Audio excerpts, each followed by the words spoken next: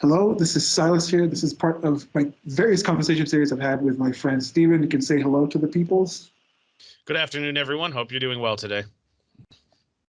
And today, this is going to be part two of a series where we're discussing a book. And the book is called Marry Him, The Case for Settling for Mr. Good Enough. And this is by Lori Gottlieb. Again, Gottlieb. This is Gottlieb.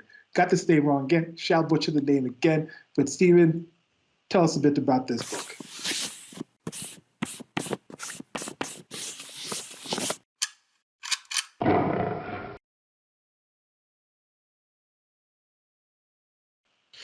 Sure. So this book is basically, it has a very provocative title. I realize the author herself actually wasn't satisfied with it. It was the publisher. But anyway, the point of the book is she's basically making the case that it's geared towards women, but I think it applies to the population more generally. Is basically the point is a lot of people that are complaining that they can't find the right partner. And the message of the book is something to the effect of it's not date anyone who comes in your direction, but rather maybe it's worth re-examining your priorities. Maybe you're not finding the right person because you're focusing on a lot of things that don't matter and that you're overlooking a lot of things that do matter.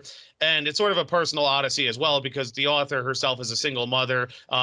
She had a child through in vitro fertilization, never married or anything. And she made a lot of mistakes along the way, which she freely admitted to. And she wanted to be honest and open about this, but also sort of prevent other women from going down the path that she herself went down. So she sort of goes through her own personal experiences, but she also talks to marriage experts, dating coaches, matchmakers, psychologists, etc. Yeah, and we have some interest in doing this as just one of the several books that we've taught. We have in plan a different book in specific talking about different sorts of marriage traditions all over the world in different ways. Now, human beings, we are all earthlings, we are all Homo sapiens, and some of us, some of us, rather Neanderthal, and there are things like, yeah, that happened so far back, but right now we're relatively the same, but we live in very different environments, and human beings have the ability to adjust to many different things in their environment. But there's this general thing that we all do, which is reproduction. That is something that all life forms in general do. And it informs a lot of our behavior. It informs a lot of the things that we create. A lot of things that we do serve that. And that's one of the things that I've been trying to understand. What is the meaning of life? What is that question? Structures and the things and the practical nature of it. Why is this way? Why is that person doing that? I think if you take out the knowledge or recognition that a lot of these things were developed in order for different individual human beings and then the societies that they live in, the people around them that they care for, the children that they have, in order to create a better environment to pass their genes on, to reproduce, have a better life for their kids, to give back to the people who are above them who supply the thing. That's the core part that builds all these social structures that we have. And marriage is one of them. And that's the general nature that we are discussing marriage here in. I personally am not married. Steven's not married. We're both single at the time. We're not saying, well, we're high value men. We're giving you like dating advice and all these things and oh, these women are these and these men should be this. We're reading this out of interest in the topic of marriage in the sense of people who are interested in partnering up, men and women primarily. It's men, female, you can work this out in the general monogamous type of situation. Does she talk about polygamy and things like that in this book? I don't think so. I mean, I read through it. I don't remember it coming up at all. Because I think in general, it's just basically it's sort of what you and I talked a little bit about before this started about, our hormones want certain things and there are biological reasons for that. But the question is, do those things lead to a good marriage? And you can argue no in many respects. And I think this book is great because it's a good exercise in self-knowledge as well. You can re-examine your own dating experience as well as your own decisions and priorities and ask yourself, am I making the right decisions? Am I focused on the right things? All this. I think that exercise, again, whether you're a man or woman, whoever, I think this is very valuable. Yeah. And again, this is like if you say God and you're in the United States of America, people will default to the Christian God. If you say God you're in Saudi Arabia, people will default to Allah. I don't know what happens to say God in Japan. There's many like Shinto gods and things like that they might think of. So that kind of thing. So when they talk about marriage in this one is by Lori Gottlieb. And she's talking about specific for the West. So that's monogamous marriages, but not so much into the whole, like, I personally don't think it's an institution that, oh, this was developed and it's for, I know the Christianity came into it because it was adopted by the West and things like that, and that's involved into it. But that came onto and adopted to and was brought into from the Middle East and was brought into the Western world and adjusted to fit what was already in there, that was developed by the human beings living in that environment, that came out to get to monogamy in that sense, and said this was the best sort of way that we could figure out to have, in general, a lot of good results in partnering two adults of breeding age together in order to reproduce more kids and support and create a supportive system for it and be a trustworthy part of a society and fit into society, that other people in the society would understand these are part of us, as this unit is a part of us, and they can give back to us, we can help them out, and then things were built off of that structure.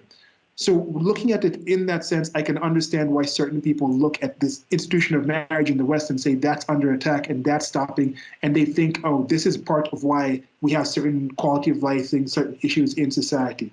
That's what's being discussed in this. I don't know if it's exactly the case. I'm not sure I completely hold on to that. I think there's other things happening in society that are changing the way marriage is. Marriage is, we have the trad thought type of thing or the trad con type of things. It's just like going back to the kind of marriage type of things.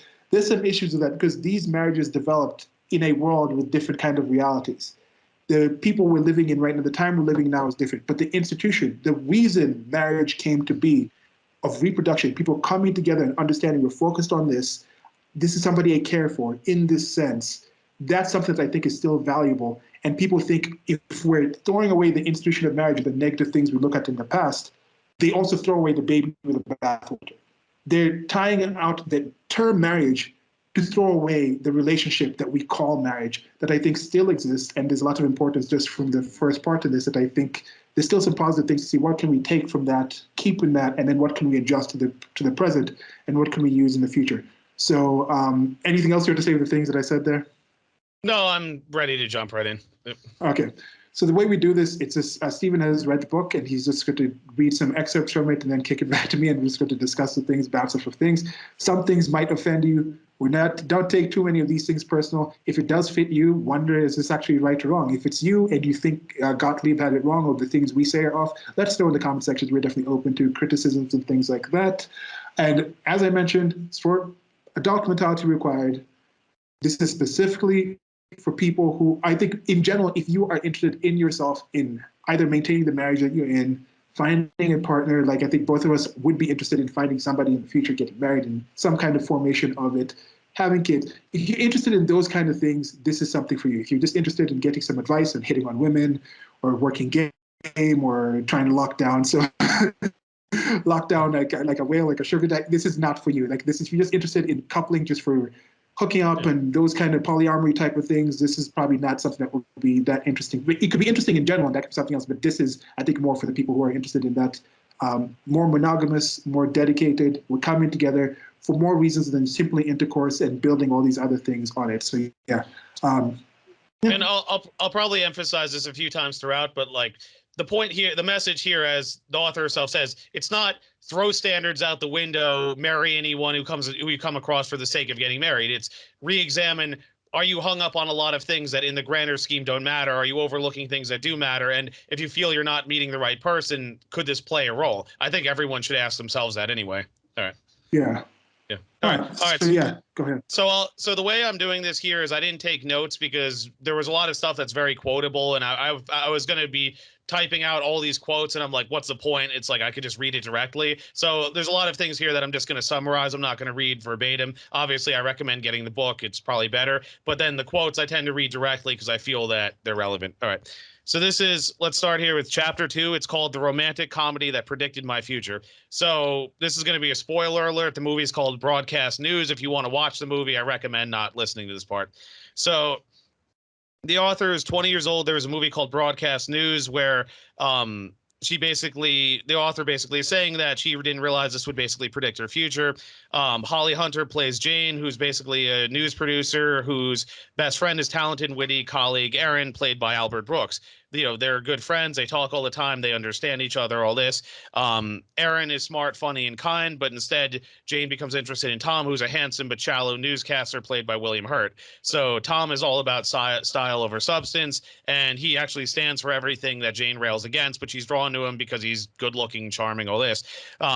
So ultimately what she realizes is that because she's attracted to Tom, she can't compromise her values enough to be with him, but she also she loves Aaron, but she doesn't feel any fireworks or excitement from him. So her choice kind of becomes, and I think a lot of us have been in this position too. It's like, do you go for the person that you have a connection with, but they're not exciting or the sexiest person, or do you go for the person who is sexy and exciting, but maybe you have some issues with their values? So instead of picking either one, she keeps waiting for Mr. Right, who never shows up. So then we see all these characters 7 years later. Jane vaguely mentions that she's dating someone. She finds out that Aaron is actually married with a son and Tom is engaged. So, it's kind of a sad ending. And she said how when she was 20, she didn't question whether Jane or not made the right decision. The Jane ended up married and childless. She attributed to the filmmaker's misogyny. She's like, I'm not kidding. This is actually what I thought.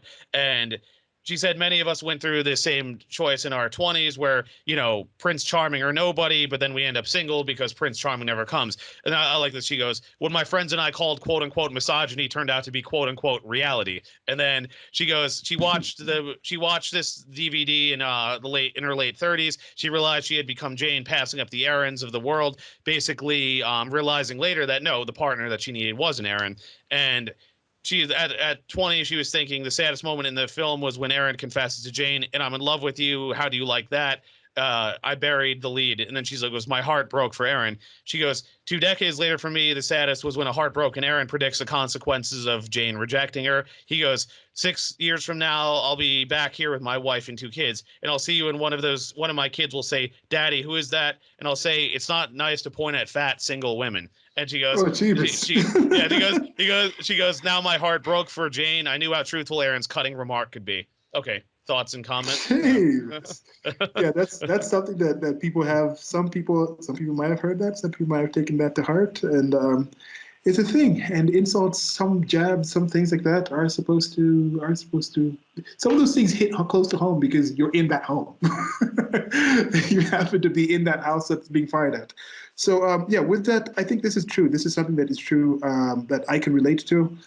Maybe it's just most people that are younger, that whole like Disney type of thing, when you look at this kind of stories that are written. Now that I've gotten older and I get into more writing stories and creatives, when you plan out scripts and things like that, and you can see how things are scripted, and people do think that, and then they start thinking that's what's going to happen in my life too. Prince Charming is going to come out, or at the end of the day, you're going to get the thing. And even with these rom-coms, that's something that I think is positive enough. I know there's a lot of negative things coming out of Hollywood. There's a lot of filthy things going on behind the creation of the things coming out of different entertainment industries. But I think that's something you can go to your local, to a small town place, at some real estate office, and you'll find a lot of grimy stuff if you actually end up digging in. If there was paparazzi going in and digging into the background and following these people around, you'd find some grimy stuff there too.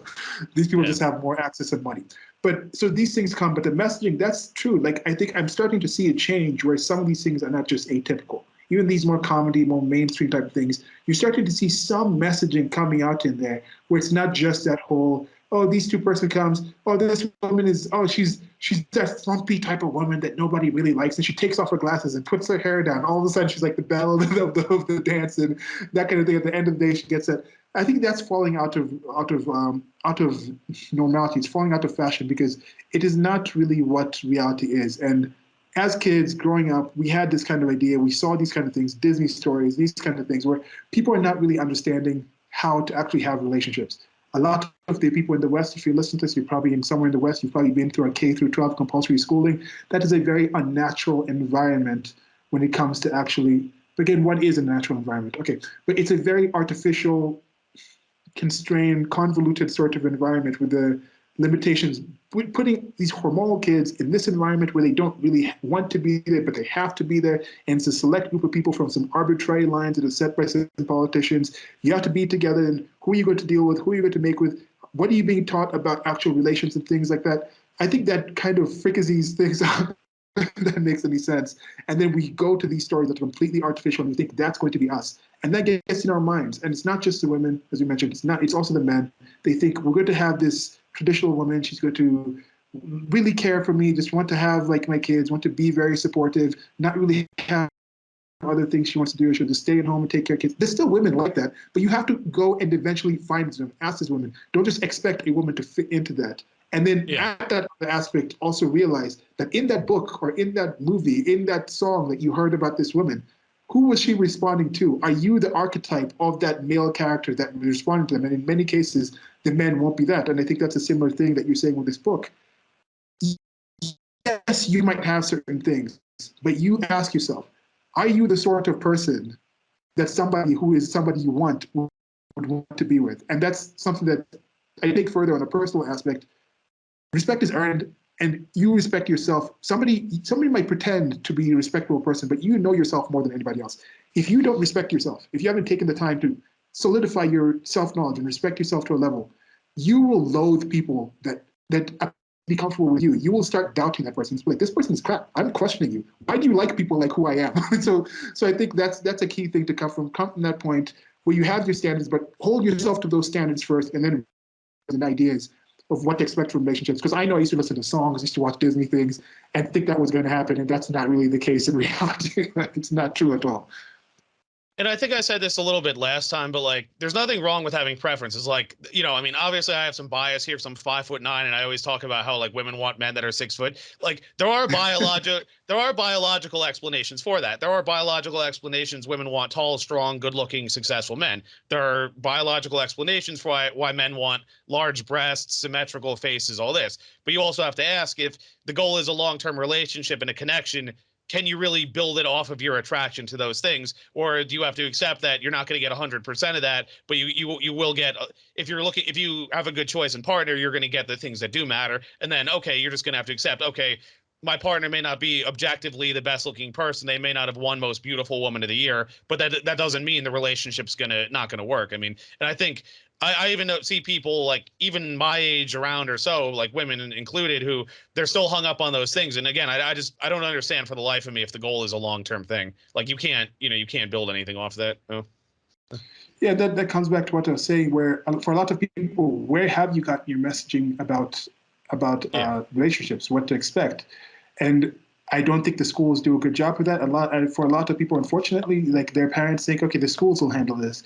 And a lot of the people who are equipped at the schools, at the levels, in those classes, even if they're capable to do it, you're sitting in a class with 15 kids that you hardly even know, that are hormonal, that have different reasons, at least 15 kids on average. I think that's the average school size in the United States of America. If they even have sex ed anymore, how much time are you actually having to actually deal with these kids? This kid's coming in from 3 other classes, having all these other things in their mind. Then all of a sudden you start talking to them about sex. They're turned on with the hormones. They're like, what are they listening to any actual home economics? Home economics has been taken out of most schools. It was still there when I was in high school.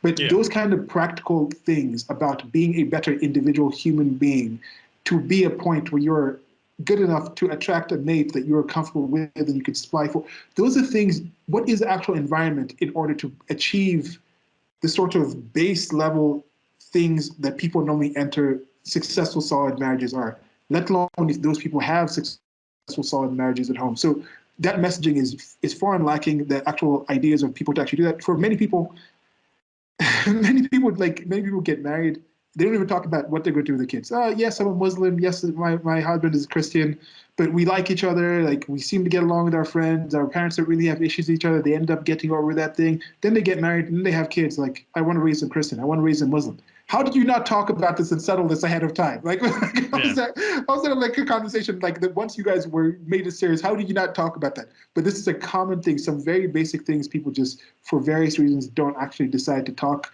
and invest a lot more research and study into things in their day-to-day lives. But something like marriage, which is one of the most important things that can end up creating a new life, they put very little actual information to it. And I think that's in part for taking things for granted, just thinking, I'm just going to fall back. All we have to do is put the ring on it, say the words, I do, and things just kind of go along. It's not that at all. All right. I'll go on to the next section. All right. So this year, let's see. So a few years after broadcast news came out, Harry Met Sally hit theaters. So this time, best friends do fall in love, and the people, were thinking, wait a minute, take a sec, look at the guy who's your friend, maybe he'd be a good partner. But then she says, well, in my 20s, I wasn't interested in the Billy Crystals of the world. Now, again, stupidly, she and her friends considered this insulting. Like, why would someone like Meg Ryan lower her standards? In real life, would someone as beautiful as Sally go for someone like Harry? Probably not. He'd have a crush on her, and she'd say she just wants to be friends. But in our real life scenario, we didn't think what might happen next. She'd reject him, date more attractive men, while he'd go off and marry someone else. Maybe he'd find someone, but maybe she wouldn't. Or maybe she would, but not someone she connects with as strongly as Harry, or not in time to have the children that she wants. Uh, she had no sense of this when she was 22 years old and watched Sally sob to Harry after learning that her ex-boyfriend is getting married. She goes, "I'm going to be 40." Harry reminds her that she's only 32 and that 40 is 8 years away. She says, "But it's sitting there like a big dead end. It's not the same for men. Charlie Chaplin had babies when he was 73." So at the same time, the idea of being 40, much less 32, seemed eons away to the author. She took for granted that she'd be married by then. She never thought her life would end like the one of the end of broadcast news.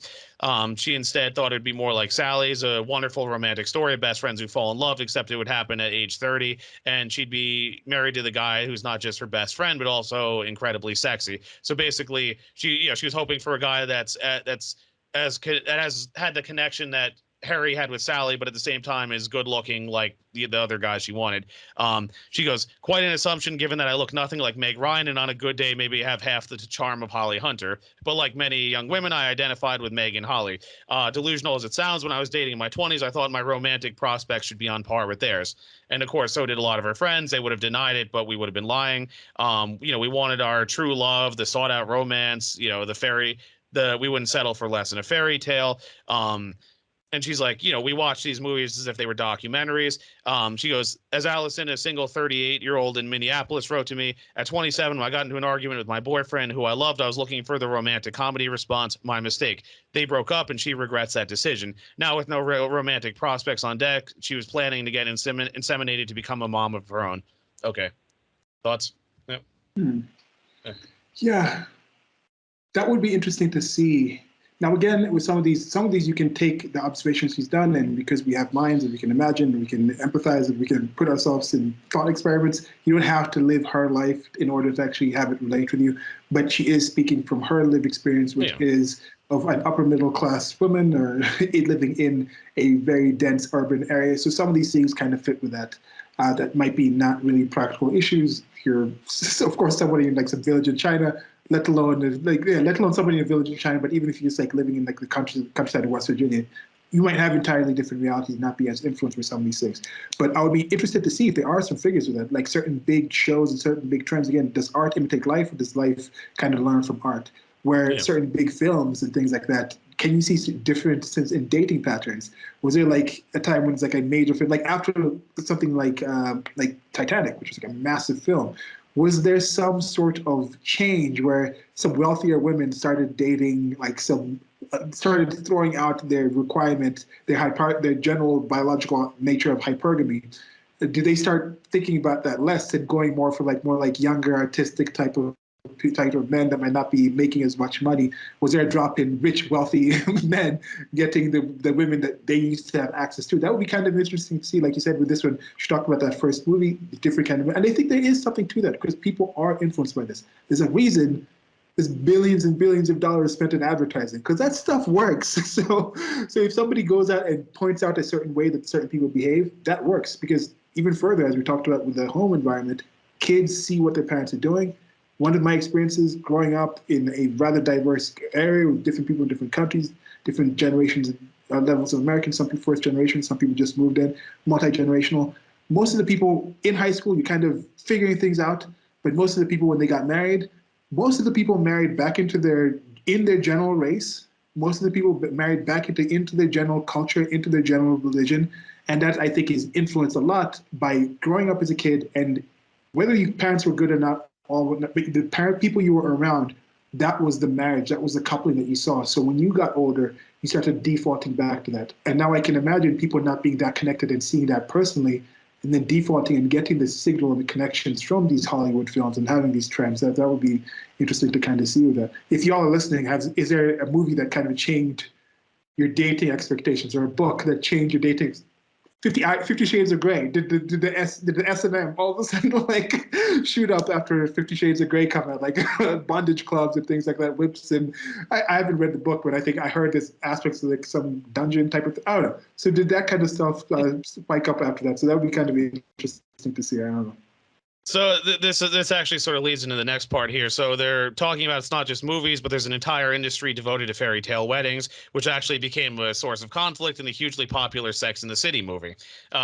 She's gonna talk more about Sex and the City later in here, as you can imagine. So even the newspapers, they have these announcements about, we looked across the room, our eyes met instantly, and they fuel this fantasy of what love is supposed to look like. But just as in the movies, these newspaper accounts, the so-called sports pages for women, never tell you what happens in the actual marriage. Yeah. So this is interesting. So, um, Elisa Albert, whose own wedding was featured in the New York Times, was featured in the New York Times, knows this too well. She said, my Times wedding announcement read as so many do, like a smug sigh of relief. What happened though was a train wreck of relationship. She was separated within a year and divorced shortly thereafter. Um, in her essay, The Modern Jewish Girl's Guide to Guilt, she described her whirlwind romance leading up to the announcement, the fabulous and moving wedding ceremony, and the post-wedding reality that set in as she and her husband realized they were and always had been incompatible when it came to marriage. Um, I like this. Just as it might be helpful if movies made sequels showing the couple's marriages, Albert wishes that wedding columns would print divorce announcements as follow-ups to the enviable courtship stories. At least then, single people would have a better idea of what love is and isn't. She goes, she has a point. I went through my 20s and 30s saying that I wanted true love, but how could I even know what it was? And then she talks about how like married people rarely talk about the reality of their marriages and the love stories most of us see on screen were usually obviously dramatized and like, it shows sort of the highlights of it rather than the whole story. After this, after the couple gets together, we kind of lose interest because we just assume the couples go heavily ever after. But of course, they don't show us what would actually happen in this scenario. You're probably wondering why this matters in this book, and like why would people be influenced by TV or movies, or covers of magazines? And she goes, if you had asked me years ago if this stuff would have influenced me, I would have rolled my eyes. And she's like, we all know that leading men don't meet the ideal man requirements. Like, remember, Hugh Grant cheated on Elizabeth Hurley with a prostitute, and Brad Pitt left Jennifer Aniston for his co-star. But then, how many of us overlook men who don't fit a fantasy ideal but would make wonderful life partners? That's again basic theme of the book. So she thought about what the late psychologists Willard and Margarita Beecher wrote about, and they called it the infantile attitude towards marriage. Their book was called Beyond Success and Failure: Ways to Self-Reliance and Maturity. Sounds like an interesting book. We can only get to the extent when we realize the number of love stories that are ground out and consumed each month for books, periodicals, TV, radio, movies, and the like. People would not buy such stuff if they did not believe in its probability. We find no such sale for fairy stories, we find no such sale for fairy stories which are no more fantastic. Yeah. Okay. That's Thoughts a and good comments? point. Yeah, Yeah. it's I really like Yeah. that. Yeah. The sports pages for women. Yeah, there is something Yeah. in that where people have that dichotomy I've seen with the weddings. I just thought about another one now, the princess wedding type of thing. This is something that I was talking with our mutual friend Edward before about just the general observations that people have a really twisted idea that's not quite accurate about people in positions like kings and queens and things like that. We read it from these books or Disney and it's grand type of things, but you don't see the parts where it's like you have to do this, you have to show up at this place, you have to talk to these people, you have to glad hand to these people. Some of those things are minor, but the levels of basic control and general freedom on what to do and how to do, specifically how to do things. What to do is something, yes, we might have many different things that we want to do. You have to go to work, you have to dress in a certain way, you have to talk to certain people. But when you're at those levels, the restrictions that you have a lot of influence, but many more things influence your way to do things. Like you have to go to certain, you have to stand in a certain position. And some of these things might seem minor, but when they're piled up, I think many people would not do that. Specifically when you came to the whole wedding situation, the amount of vetting that you had to do in this situation. People say, I want the princess wedding, but the princesses weren't really a situation, as we mentioned before. You're going to marry this 40-year-old man for some political reasons. You're never going to meet them. So some people have in mind, they want to have the princess wedding, but they'll also want to have other aspects and pick and choose from traditions and say, I want the man to take a knee and propose to me. Well, how many princesses actually had their spouse take a knee and propose to them? It was like, no, it was their parents deciding before, like, you're going to marry that person. You might not even know this person before. You might not even like this person by the time you actually by the time he ends up getting tired of you and having your head chopped off. Like, that kind of situation was what they're thinking, but they still carry on the different parts. And when it comes to the weddings, even here in Kenya, it's still a thing where people bankrupt themselves. People go into like debt over their wedding. Like people who were living on like the lowest level, so want to have a lavish wedding, that's not even counting the fact that they'll do some of these more westernized type of traditions with the marriage, the man side, the groom side, that has kind of come in a bit with the things. And when we have the other talk document, the different kind of wedding things will expand on the traditions of that.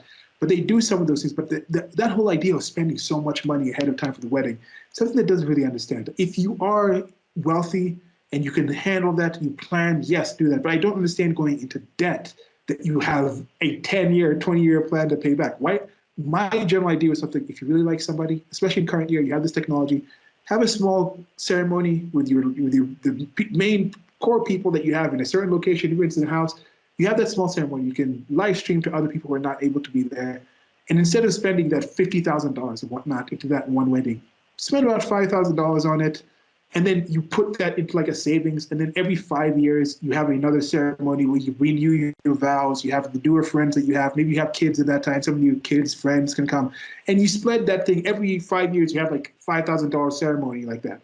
And you just kind of do something like that, or you invest it in an apartment or something. I just don't understand why people are still focused on this. And this might change. I might meet somebody that it blows me off my feet that I feel I want to have a $100,000 wedding and show this person off to the rest of the world that they're marrying this person. That might happen. And some of y'all out there who've had these big weddings, let me know what was your impetus to have that big spending into the wedding. I've been to a few weddings, and the people that I went to, the weddings that I went to, some of them were massive and lavish. A few of them the people that I knew, in some cases, they weren't breaking their personal bank doing it. They happened to have the means to able to handle the weddings that they had in the way that it did. But if you've been involved in a wedding personally, or had a wedding that you went into a large amounts of debt for it, I'd be very interested in, if you feel comfortable, letting me know what was your thought process behind that, because that's something that still perplexes me to this day. One thing I was going to comment on, you brought up Titanic. The one thing that I think was kind of realistic about that was it was sort of showing the position that a lot of women from rich families were in during that period, where you were sort of forced into these marriages because, women obviously didn't go to college, like rarely. I mean, maybe there were some female teachers at most, but it was, she would complain, oh, I'm not happy with him and all that. But their attitude was basically, we don't care. You're from a rich family. In Rose's case, well, our family's in debt, so you have to marry this guy. Plus, if you were from a rich family, you were just supposed to marry other rich kids. You weren't supposed to marry a poorer person. It was looked heavily down upon. So it's, you're not happy with him. Yeah, he's not your ideal, but it doesn't matter. This is what you're supposed to do. And, oh, it's not fair. And it's like, well, now she frames it as like, oh, well, we're women, whatever. But during that era, that was kind of the norm. Like, again, it's like, okay, you're poor, you're going to marry another poor guy, you're middle class, you'll marry that. You're rich, you just have to marry someone else from that same class. It doesn't matter if you're happy or not, but it's not about whether you love them. It's about status, duty, image, all those things. Yeah. And I think that's one of the differences, is because one thing that was different back then that I'm saying is not really going to apply now. We no longer live in that world. That world is in the past. It's gone. We can't go back to it. We can't regress back to it. We can't conserve that and become a traditionalist and just stick to that. It's not coming back. It's gone. It's not going to happen. Those people had a certain agreement of what the institution, if you ask both people, define now.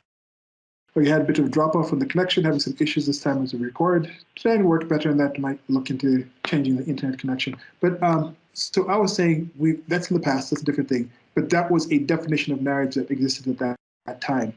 Now, men, women, regardless, had their understandings. I remember I was reading this history of like Charles Darwin about his story and things like that, and how he also had a few people to pick, and he knew when he went to the journey with the beagle and things like that, when he came back, he knew, his family already knew. They were like, okay, we know we picked and chosen between these 5 or 6 people. And then you went on this 3-year long trip or whatnot. As you come back, his sister is writing letters. Oh, I met this woman. She's amazing. She's really cordial. But, oh, now she got married. So that's somebody off. Then he came back and he was like, okay, somebody that he still kind of liked was like, okay, I'm not quite sure if I like this person as much. But that person gets married off. Then he's like, okay, he meets somebody who he still liked, who's still a friend. They still were interested.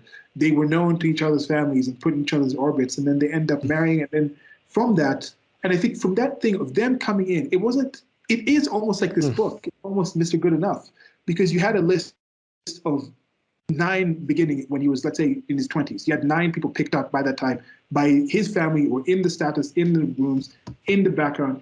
And both those people, they knew about each other. They knew where they could pick from. As people get married off, you still have those status and parameters that you have. You don't all of a sudden just jettison those out, and then you meet somebody, and both those people come in understanding, yes, we had other opportunities. We could have gotten married earlier, but now we understand for the things that we desire in the future. We are working together, and then you come together and you do that. Like when you show up at a workplace, most people don't know the people that they're working with, but you show up to that workplace, all of y'all are there to do certain things and achieve certain goals, and there's a certain camaraderie that gets built in many cases. If somebody's not just intensely like odious towards you, in general, you'll build some kind of friendship and some kind of actual liking somebody because you realize I might not hang out with this person in person, but we understand when we're here, we're working towards a certain thing.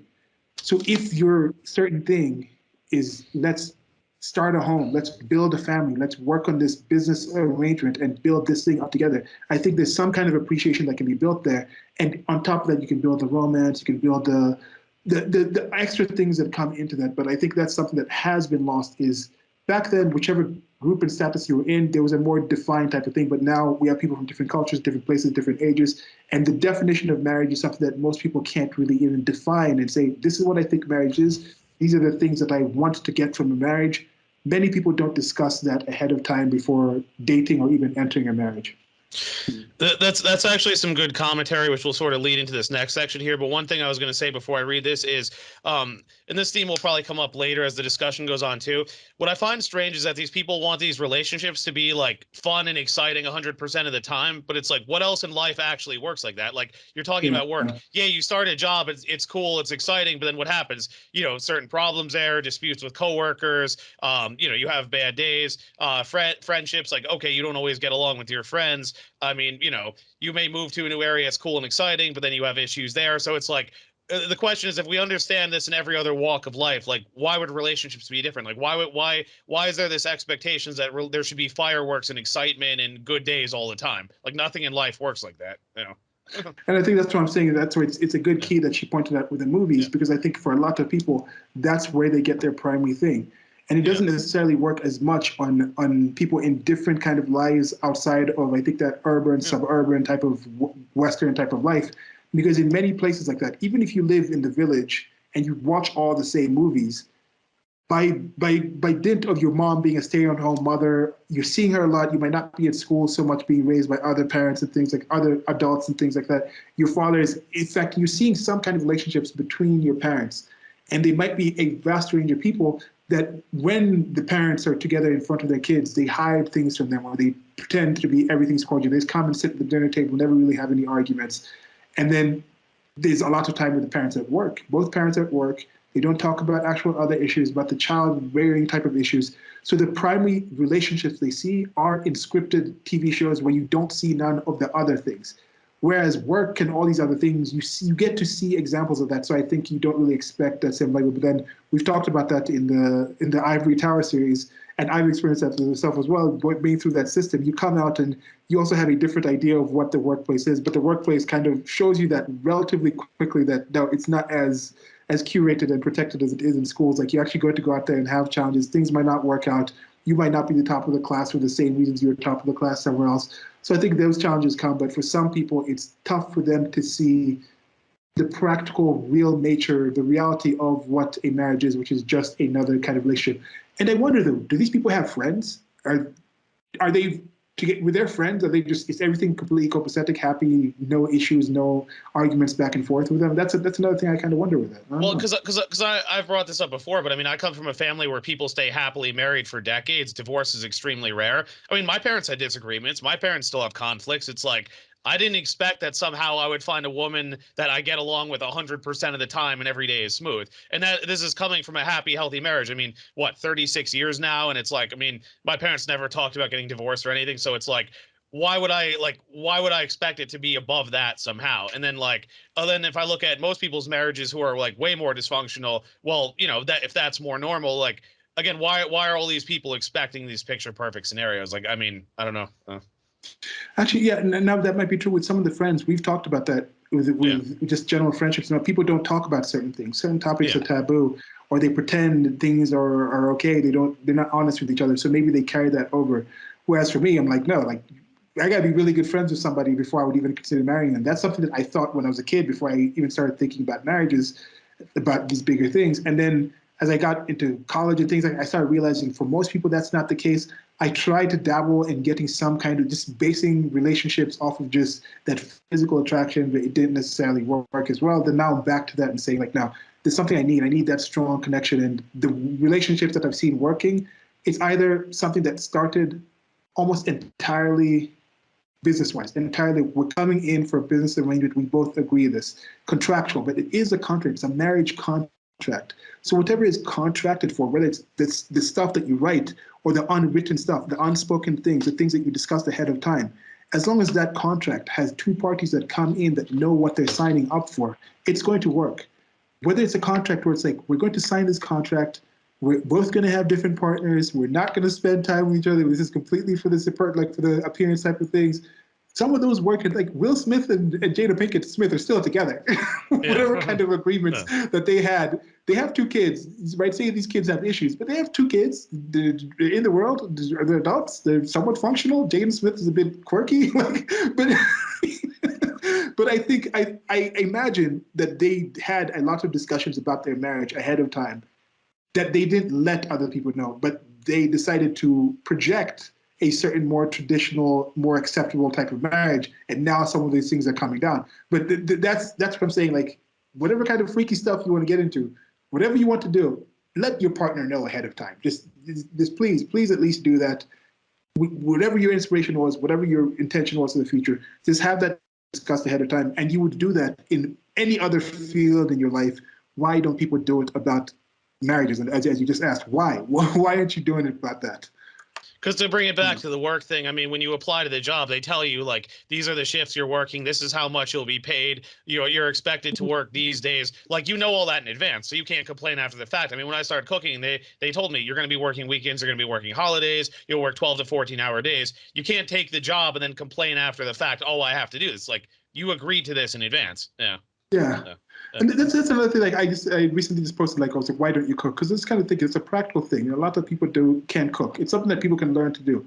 I understand if Elon Musk is not like, I'm spending hours a day like cooking and posting on Instagram and finding different dishes. He's doing a lot of things. He's trying to get people to Mars.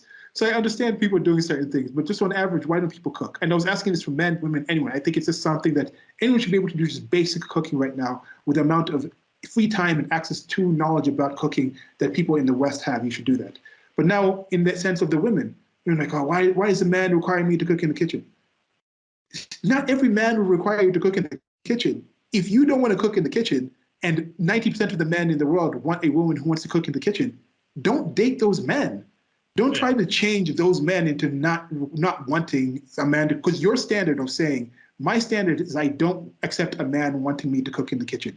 You're not willing to change your standard, but you want other men to change their standard based off of that thing. No, go after that 10%. If there's 10%, and let's say there's 90% of the women want those 10%, your competition is going to be a lot steeper. If that's a thing where you just a red line in the ground where you're not willing to cross on that, your competition is going to be a lot steeper. But that's something you have to just function with. Like, nobody is forcing you to do.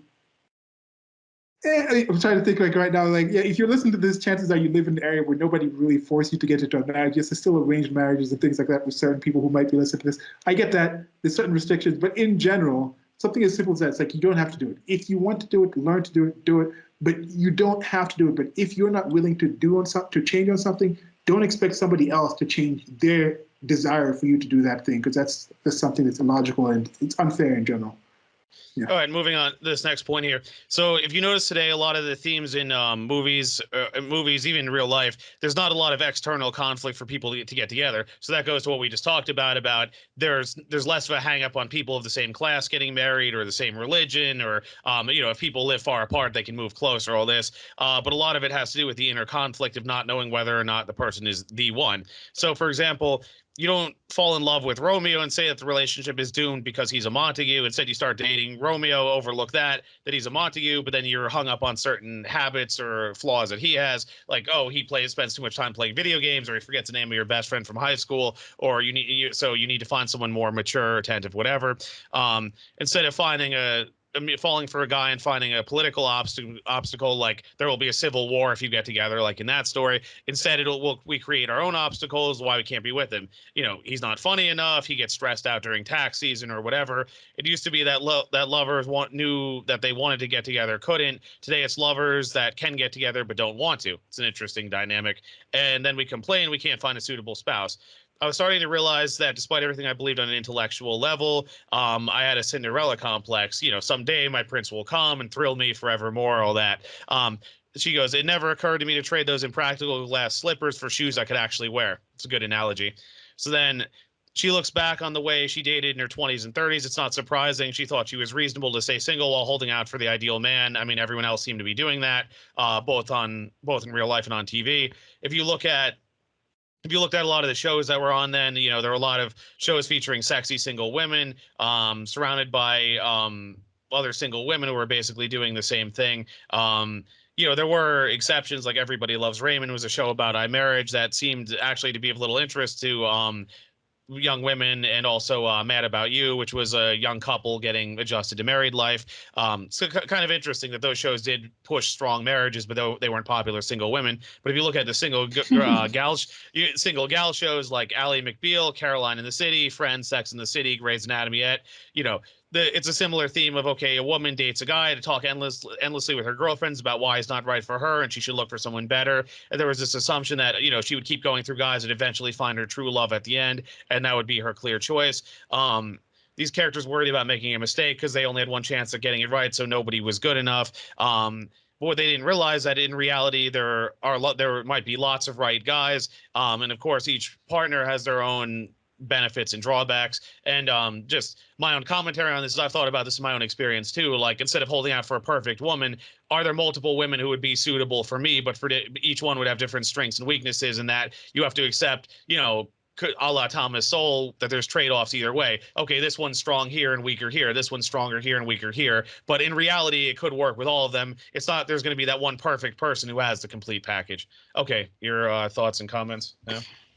Yeah, with that's a good observation. But I'm also thinking with that, it's how like daytime TV. I mean, soap operas and daytime morning TV has a certain demographic. It's like mostly like mothers between like 30 and 50, because those mothers are Midwest type of people. And now I guess it might be increasing now to also like suburban type of people, because some of these women will be stay-at-home moms, so they'll be watching the stuff at home, and that's the thing that they'll be doing. So they're focused more on that. So the content will go more to their life, and we like having things that reinforce our life decisions. So if somebody happens to be single, maybe if you're single in the city, you're the one who has the time to kind of watch a Sex in the City, rather than sit down. You're not really sitting down and watching.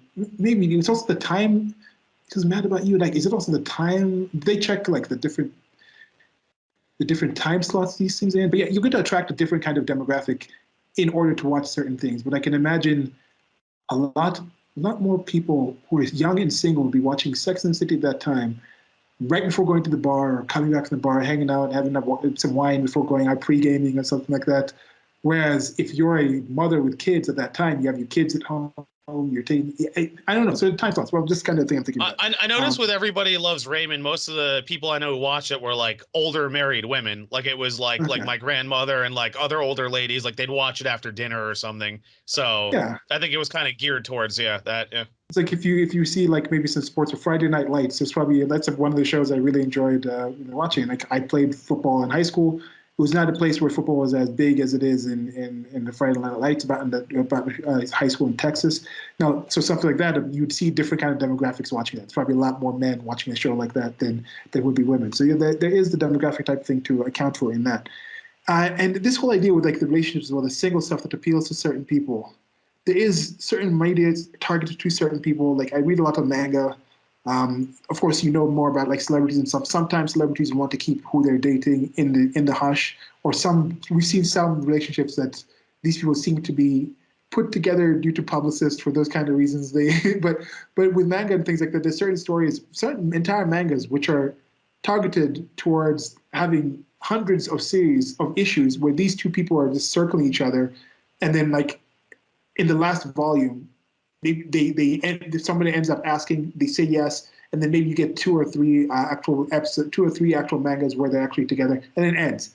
And with some of them now they're starting to come back. It was like a couple years later, but that's the kind of thing where I think if you're single, you want to feel the hope that other people out there are also going through that struggle that you're going through. So I can see that appeal in that kind of sense, without having too much to go with with other things. And as we've talked about the numbers, the amount of single people is growing. So it makes sense that now companies are starting to think, if I'm going to spend $1 million making a show, I'd rather make $1 million to make this show when I can access this growing group of people versus this other show that's not. And then also most definitely the purchasing aspects of those single women is going to be entirely different if you're talking about on a platform where you're advertising to those people. It's just some stuff goes into that. Yeah, but yeah.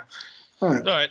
So one more section, that's the end of this chapter. So she starts talking about shows like The Bachelor, and it was interesting that Brad, who was The Bachelor on season 1, I didn't really watch the show, but so I'm just sort of going by what she says here, talked about 2 women. There was one, Deanna, and then changed his mind before he was supposed to propose to her. And what was wrong with Deanna? They wanted to know. She was charming, family-oriented, smart, and attractive. Why did Brad let her go? He wasn't feeling it. If a woman turns down a perfectly acceptable partner because she isn't feeling it, we love, support her, and tell her to go find her true love.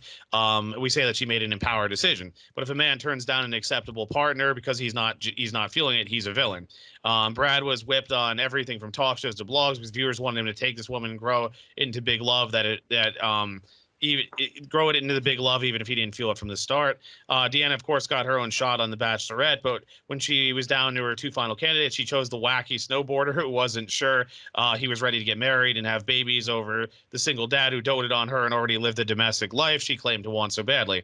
Audiences supported her decision to pick romance over practicality. For a woman, viewers seemed to think romance was more important. Never mind that Deanna later broke off the engagement.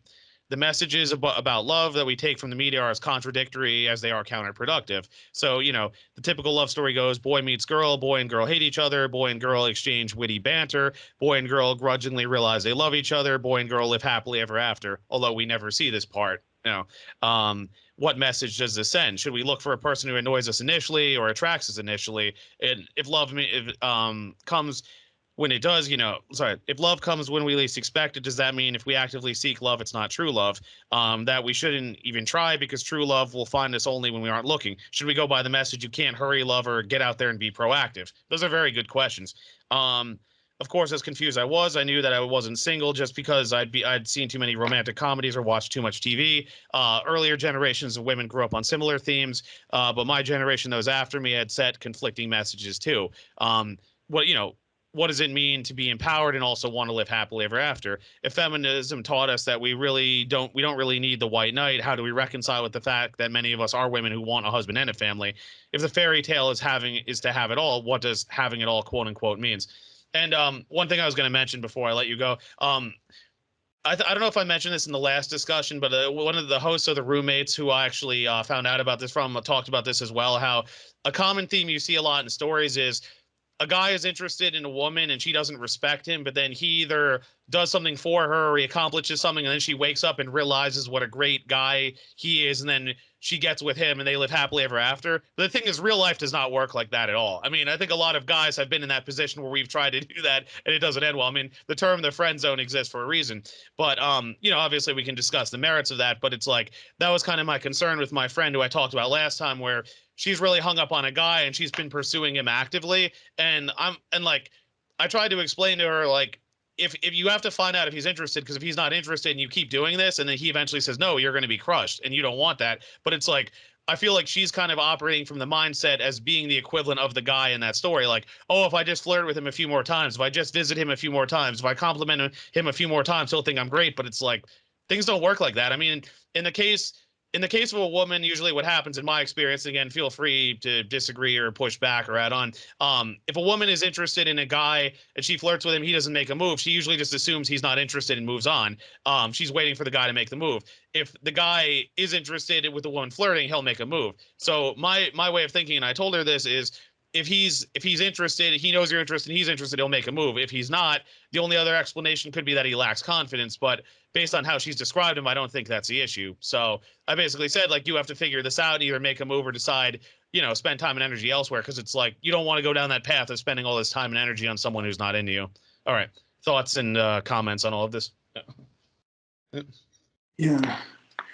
When it comes to this, then that's another thing that we were talking about this before. We've talked about this several times before. The different classifications that happen in society and culture is, I think, male, female. That's biological. That's just your genes. Nothing you do, nothing your reactions. You can be inert. You can just be born and grow up in a room single by yourself, and you can be classified as male, female. Nobody has to be involved in that. But now, when you start talking about boy, girl, when you start talking about man, woman, now that is certain behavior that a designated male in this culture will do. Certain things, roles are supposed to play, certain expectations that the society will have of them.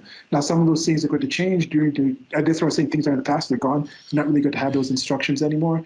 And now what does this current culture do? Then masculine and feminine, now that's completely behavioral. Those are accessories. Those are things that people do normally by choice. It does not necessarily affect necessarily the actions that do. It's the means, the way they do those man and women type of expectations and things are. Like a masculine thing to do as a boy is not a masculine thing to do as a man. That's kind of what I think I have in mind, like when you're kind of behaving certain things, like, oh, boys will be boys, but you don't say that about a man acting in that way. But that boys and the boys is referring to masculine behavior from males differ. In the United States of America, in the West, if you listen to this, as chances are where you are, I think there's been a lot of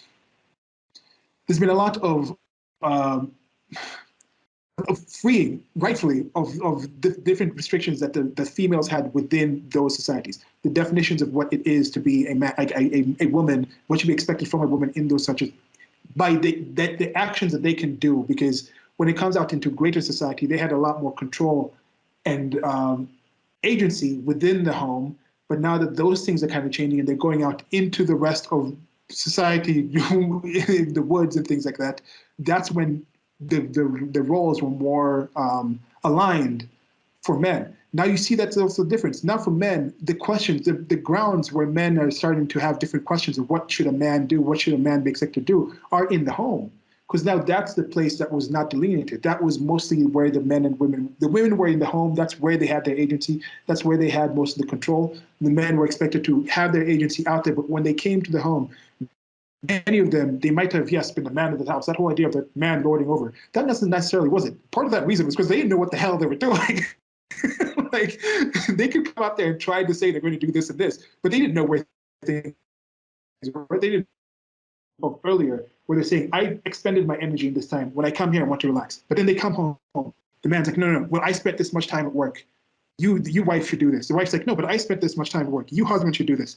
So I think there is that's kind of going on that is interesting to see. And one of the big examples that you can see this is when it comes to the role that men are supposed to carry on in dating.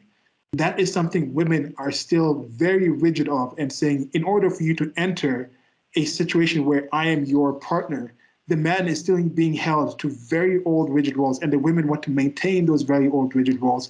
How many women that are single, and we talked about this before, there's no incel women, there's insins, involuntary single women. How many involuntarily single women have actually asked out the sort of guys that they would want to date? And you'll find a lot of them like, no, ask someone out. No, me spend 1/3 of my salary in order to go on a knee and ask someone to marry. No. That's what the man's supposed to do. That's still very rigid, but they'll be like, no, I'm an independent woman. I should be able to do this in the house. I should be able to lean in. Well, instead of lean in, knee in. There's something, knee into the two relationships, and you actually open the door. You actually do this. And for many women, that literally repulses them. The idea of doing that literally just takes out any of the romance out of things. So that's just something that I think we're going to see as that happens. You're working at the different kind of places in societies that a woman should do in society. I think now it's also going to have a time where people have to rethink what is the dynamic that a man is supposed to do in a relationship. And of course, now we're throwing in people saying you can just transition for different things, but that's a minority of the people. So I don't think that's that big of an issue. But yeah. Yeah, I always get blowback for saying this, and but I say it all the time anyway about also women having high, and I would argue unrealistic standards. And you know, there's lots of things that back this up. I mean, you can watch, you know, you can look at the OkCupid studies, you can look at the Tinder studies, you can watch the women who call into Kevin Samuels' show. Not as big on them anymore, but the women on Fresh and Fit, same thing. You can listen to former matchmakers. Like this isn't something that like I and others just made up to attack women. But you have to ask is, why is it you have all these women who have such crazy high standards? And the question is, as you got at when you said, are they asking those men out? It's like, do you bring enough to the table to attract these kinds of men? And like, for example, you know, like Samuels, you know, he's a professional image consultant, so that's why he can rate like, okay, what are a person's looks and all this. But you have all these women who are maybe about average saying, oh yeah, I'm just as hot as these women, and then they're hung up on the best looking men, and then they turn around and complain, hey, how come I'm not getting what I want? It's like, well, you have to be brutally honest with yourself and say like,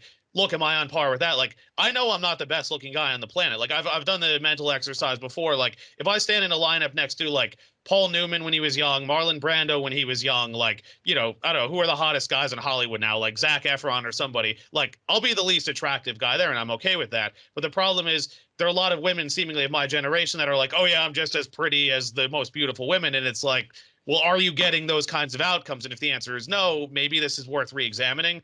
Like, the other analogy I thought of recently for this would be like if a middleweight boxer is thrown into the ring with heavyweights and getting pummeled repeatedly and then complaining, hey, how come I can't win any matches? I'm not getting what I want. Is the problem that the boxing? Is it the referee? Or is it just you're not matched properly with people at your level? I mean, I think that's worth re-examining. And look, it's tough. I mean, you got to be brutally honest with yourself. I mean, I try to be brutally honest with myself, but it's like if you don't do that, you're going to keep wondering why you're not getting the outcomes you feel you deserve, I would say.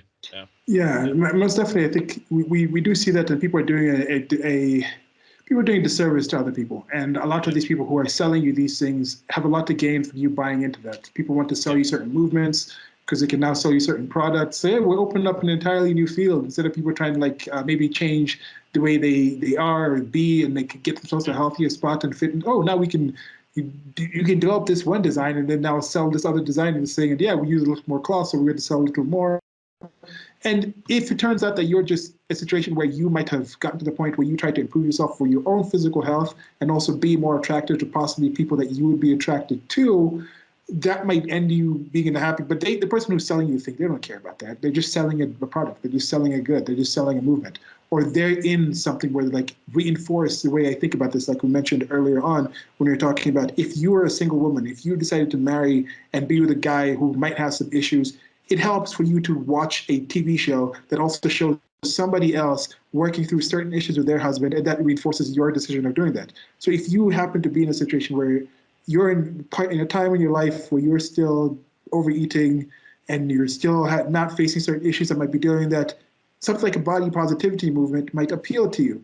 But when it comes to these things, when it gets to the point where it's not like, I'm just comfortable being myself, it's like, no, I want you to completely pretend. You already say, you know you're 300 pounds. You look at a woman who's your height, but 120 pounds, and you say, I know that's a different body, but I am just as attractive. That level of delusion is absurd. And to expect somebody you're with to buy into that level of delusion, you say, oh, don't fetishize my size. I'm just like this. You're not. So to accept somebody who accepts that delusion, since you have gone to the point to try to accept that delusion yourself, and very few people able to convincingly ignore reality. Like, it's very few people are able to convincingly ignore reality. So if you end up being with somebody that is willing to also pretend that they don't understand reality and humor you at that point, you will probably start despising that person. And if you ever come to the point where you're all of a sudden like improving yourself, I've seen some people who together they were out of shape, they get together and they end up, that person, in most of the situations, those people were together. The attractiveness to the size was a secondary thing. They were attracted because this person, she was interested in being a homemaker, or she's very interested in supporting something that he does in a certain way. So that thing is secondary. When the container of that person changes, the thing that thing contains is still positive. But a lot of people were too much in their appearance and all these kind of things. But yeah, Yeah, that's a very small little rant on that. Like, Because in regarding to the whole of subjective versus objective beauty standards, I would just make these points. Like, I never attack women's appearances directly, especially my female friends, but I would make the point. I can admit that I'm not the most attractive guy. If I compare myself to these top Hollywood guys, I'll be the least attractive one. The problem I think with a lot of them is they can't apply that same standard to themselves. And then, so like, I mean, a lot of the women I know, again, not going to mention names, but it's like if I put them in a lineup next to, say, Demi Rose, Margot Robbie, the Hadids, Halle Berry, or Primal List, men, whether it be professional image consultants, modeling scouts, average guys, they're not going to look at all these women and say, yeah, all these women are equally hot with a straight face. It's like you can get mad at me for pointing that out and fall back on, oh, beauty subjective. No, I mean, they're little subjective things, but the reality is, number one, men don't see it that way. Number two, if you believe that's true, are you getting the outcomes that those women get? And if the answer is no, again, it's worth re-examining. Like in my boxing example, if you're getting pummeled repeatedly, well, is the problem the game, the referee, or is it that you're just not matched appropriately with people at your level? And you could argue the opposite too. Like, if you're a heavyweight and you get thrown in with featherweights or what is it, bantamweights or whatever, yeah, it's going to be too easy for you and you're going to get bored and you're not going to feel rewarded. But it's like okay, then you have to be with people at that level because then it'll feel fulfilling. But if you're with people that outclass you, well, yeah, it's like you're going to keep trying to do that and it's not going to work. And yeah, you may catch someone on an off day in the ring or something, but it's like, are you really banking on that happening? I mean, that doesn't seem like a wise use of time and energy. Yeah. And I think especially when it comes to the sexual marketplace, the whole dating situation, there is certain calculations that people have. First of all, what is this thing selecting for? What is the purpose for this thing? And with marriage, as we discussed in what we're talking about with dating as well, that's the entry system, that's the pre-K in order to get into the world system of the K through 12, which is marriage. So that's the kind of thing. Or let's say it's almost the K through 12 is dating and things like that. You're kind of working things out. Then marriage is like you apply and you get into college. So that's the point where you're applying to certain places. You don't just by default enter just that situation. So, but regardless, when you get to that kind of point of view, what are the people looking for? What are the cues that people are looking for? Subconsciously, men will look at signs of fertility.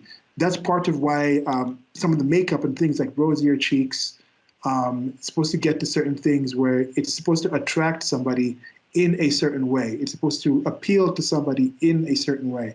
And this is there's something about that is part of the consideration. I know some women will say, yes, I put on makeup for myself, and there is an aspect of that, but I don't know too many women. You might be a woman who does this, who will not be leaving the house at all and not be seen by anyone, and will just decide to put on a full face or whatever makeup that they wear and just hang out at the home watching some maybe like Sex and the City with full on makeup. I don't know if people do that. I don't think people do those kind of things, but they have those kind of situations. So that's what the men subconsciously are looking for, whether you like it or not. Women subconsciously are also looking for signs. Can this person put me in a situation where if I utilize my ability to create another human being, adjust it to another human being, can this man support that decision in me? So they're going to look at some kind of assertiveness, some kind of dedication, some kind of ability to gain resources. These are things that are inherently in there. So if you're a man and you don't want to do these things, and you feel you deserve a woman who wants to stay home, wants to support you in certain ways, but you're not doing anything and achieving anything in your life, chances are you're not going to attract that sort of person. So these are the kind of considerations that we have, and I think people are aware of this. That's why some of the complaints people have: why do women expect men to do this, men to do that? Why do men expect women to appear this way? But then the men themselves, even within their groups, in many cases, they're still jockeying for position. They're still jockeying for social position in that sense, getting resources, comparing with each other. With the women, they personally are still jockeying for certain things. Like even if you're an overweight and you're like, most people who are overweight, like body positivity type of thing, they'll still put on makeup. They will still want certain clothes to appear in a certain way because they are aware of what attractiveness is. Why do they worry about eyelashes, hair, nails, and all that stuff if the body doesn't matter at all? Like I'm supposed to just pretend it's just exactly the same. It's not a reality, and I think it's something that people need to be more practical about. Like have your standards, but also accept that other people have standards, and expect anybody to be as strongly set to their standards as you are to yours. And then once you do that, that's the first step in order to actually at least reduce your angst. Doesn't piss me off. I'm not like, damn women for not liking men like I am. Because like I don't necessarily like the man that I am right now. I think I could be a better man. So yeah. By knowing I have my standards, by accepting that somebody I'm with, I expect them to have standards. And until I actually meet those standards, I don't necessarily get mad that they don't want to be with me because their standards are as valuable as my standards. So that's something that I think is just like a key thing to remember with this. Yeah, I mean, I do talk a lot about women having high standards, but I realize men are not exempt from this either. And there was a funny discussion, I think it was on Kirsten's page, about someone was noticing how it's actually incels and feminists that have the highest standards, which is like funny because it's like because with the feminists, it's like they want the 666, you know, 6 figures, 6 pack, 6 feet tall. But those men have no interest in dating these women. And then the incels want like the trad wife or whatever, but it's like if she's, you know, she's not going to take orders from a guy who's sits at home and plays video games and watches porn all day. So it's like we all have to be more realistic in assessing like what do I bring to the table? What is the kind of person that I want to want? I mean, like that woman Courtney Ryan said, you want a 10, you have to be a 10. Like, you know, not everyone is the best looking, but it's like, you know, look, if you want a great guy or woman, you have to be in great shape. You know, if you're a man, obviously you should be making more money. Like, you know, these are all valid considerations, but it's also like we also have to accept that we're within a certain frame of reference too. It's like, again, you're an average woman, you're probably not going to get, you know, a top tier guy. You're, you know, an average looking guy who doesn't make much money. You're not going to get a supermodel. We all have to accept these realities. Yeah. Yeah. Yeah, I don't really have too much to say. I'm just wondering why, No. why other people have those standards and those things. But yeah. That's the end of that chapter. I figured the next chapter is a little long, so we can just cover that. It's a bit longer, at least. I don't know if it's long Okay. total, but we can do that next time. We can stop here. I figured, yeah. Yeah, as we mentioned with this series, when we normally go longer, the things we're going to like be rehashing, so we won't feel the need. At least we tend to not feel the need to go on as much tangents if it's something that we've discussed before. And we shall be recording at least one of these every week as we keep going, as we start releasing these. We're recording this while the first part hasn't even been out yet, so at least once I start posting these, they'll be posting them the first part, then at least once a week you'll be getting another part of this as we work on the other projects and things that we have. There's a lot of other content. We had just had a talk yesterday with Stephen about this great restaurant, Intersect by Alexis, that he went to. So that's another thing that we have. And we've got many other series where we break down other books, talk about other topics. I Know Great People is another series where we talk about people with different things, in talking things. And then I have a bunch of different content on just random different things. I just edited a thing on Juicy Sommelier and things like that. And I'm like, I guess Juicy Sommelier is not really tied to marriage. He's not married, is he? Is he even dating someone? No, he was. I don't think he had a partner at the time. I don't think so. No, partner at the time. But yeah, with his dad came in from Russia, and he was a Russian Jew, and he came into America, met his mom. I think they got divorced, but massive family and things like that. So you can see, I don't know if his dad is still in the family. I don't know what the intentions were of that. But yeah, that's the key thing. I don't know. That's just rambling. But yeah, I don't know. I think that's it for now. Anything else you want to say about the book? Nope. Give us a preview of the next part. Let's see a little teaser. Oh, yes. So this next chapter, I think people will like this title. It's called "How Feminism Fucked Up My Love Life." Okay, so there is that. And then again, that also comes down to the definition of what feminism is. But yeah, if you tie it towards the MGTOW, if you get into some of the MGTOW type of things that men going their own way, you actually could get to a level where you are kind of messing up your love. Like some of them, like you can't date at all, you can't be married, you can't. This, some say that you can. But there was something about that where I was like, there were some aspects of it. The people who are more into the introspection type of self-improvement aspects of it, I was like, part of what you're doing here is actually becoming somebody who would be more appealing to somebody. People say get financially like stable, work out, like get out there with other men, build a community, and start working on actual projects and actually affecting change in the world. When you start doing those things already, that makes you more attractive. And the fact that needs to be said, that as you said, explains that unfortunately there are some men who are left behind, who are not working out, not really achieving much in life for various reasons, and they get consternated, they get angry, and they project some of that onto the women. And you definitely see a lot of that coming from the feminist movement. A lot of people in the feminist movement don't really have good relationships with their fathers for various reasons and kind of things and like that. Like some people are just absent. So there is that aspect where I think people are yelling at each other cross purposes when there's a lot of middle ground that could actually be met on, and people can actually sit at the table and talk about what this table is and work on setting that table together. And I think that's something you can do. You might need to move the positions around. You don't need as many forks and knives and things like that as you did when you needed those 7-course meals back in Victorian times. But you can still sit at that table and actually still have a meal and actually have something productive come out from that. That's kind of what I'm thinking with this series. And yeah, I don't know. All right. That's all I have. Okay. Yep. That's it for me, guys, gals, and everything else in between. Thank y'all for listening. And this has been Silas. Steven, say goodbye. Goodbye, everybody. All right, goodbye.